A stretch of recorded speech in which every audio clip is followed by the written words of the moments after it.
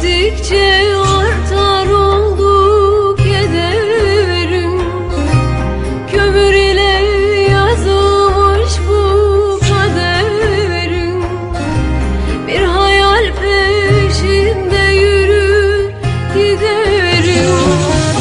Mecnun'un Leyla'sı gibi yorgunum, yorgunum, yoruldum artık. Yaşamaya gücüm kalmadı artık. Yorgunum, yoruldum artık. Nerede nasıl biter bilmiyorum hayatımız. Müebbet bir mahkumun firarıdır sevdamız. Aşkımız yarım kalsa da onurlu olsun davamız. Ağlama sevdiğim, ağlama yüreğim, ağlama meleğim, ağlama. Gül ki karanlıklara ışık olsun kavgamı, kavgamı. Yaşamaya